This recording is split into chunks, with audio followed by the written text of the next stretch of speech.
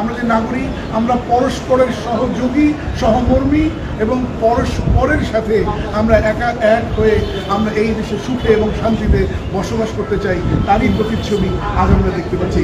অনেক অনেক ধন্যবাদ সম্মানিত সভাপতি আপনাকে। আপনাদেরকেও অশেষ ধন্যবাদ আমাদের পাশে এসে দাঁড়িয়েছেন। আরেকটা প্রশ্ন, আচ্ছা ওনারা যে এত বছর পরে আসলো বা আসার সুযোগ পেল, সেই জিনিসটা আপনারা কিভাবে দেখছেন বর্তমানে? আসলে এই 17 বছর কিন্তু ওনারা না, আমরাও আমাদেরও অনেক কিছু আমরা করতে পারিনি স্বাধীনভাবে। আমাদের যেই পৈশাচিক বলবো স্বৈরাচার সরকার ছিল, তারা আমাদের স্বাধীনভাবে পূজা পার্বণ করতে দেয়নি। আপনারা জানেন, দেখেছেন বিগত দিনে 15 বছরে মঠ মন্দির মসজিদ, তারপর আপনার প্যাগোডা, আমাদের রাম ট্র্যাজেডি, এগুলো আমরা একের পর এক ঘটনাগুলো ঘটেছে তাদের জন্য। আর তাই কিন্তু ওনারা যেমন আসতে পারেনি, আমাদের সাথে কাজ করতে পারেনি, আমরাও কিন্তু আমাদের কাজগুলো সম্পূর্ণ করতে পারিনি।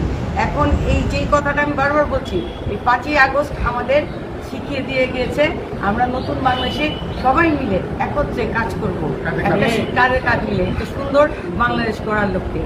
যেই বাংলাদেশে থাকবে না ঘুমের টেনশন, যেই বাংলাদেশে থাকবে নিরাপত্তা, যেই বাংলাদেশের বাচ্চারা স্বাধীনভাবে পড়াশোনা করতে পারবে।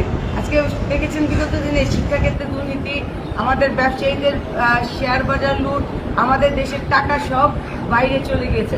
আজকে যারা এই অন্তর্বর্তী সরকার 2 মাস হলো নিয়েছেন, আমি বলবো তাদের এখানে ব্যর্থতা না, তারা আজকে তলাবিহীন জুড়ি নিয়ে তারা কাজ করার চেষ্টা করছেন আমাদের নিয়ে। আর তাদের সাহায্য করা সার্বিক আমাদের নৈতিক দায়িত্ব।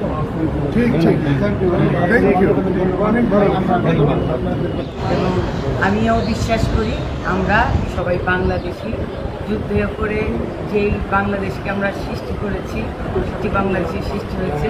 আবার তারই আমাদের সন্তানরাও এই ছাত্র জনতার আন্দোলনের মাধ্যমে 5ই আগস্ট পট পরিবর্তনের মাধ্যমে আমাদের একটি বৈষম্যমুক্ত, বৈষম্য শুধু কিন্তু কোটা আন্দোলনে না, বৈষম্য জাতি ধর্ম বর্ণ সকল ক্ষেত্রে এই বৈষম্যমুক্ত একটি বাংলাদেশ আমাদের গড়ার জন্য তারা আপ্রাণ চেষ্টা করেছে এবং তাদের রক্ত দিয়ে তারা আমাদের দেখিয়ে দিয়ে দিয়েছে। আমি বলবো যে সবসময় আমিও আপনাদের পাশে থেকে কাজ করতে চাই। অনেক অনেক ধন্যবাদ।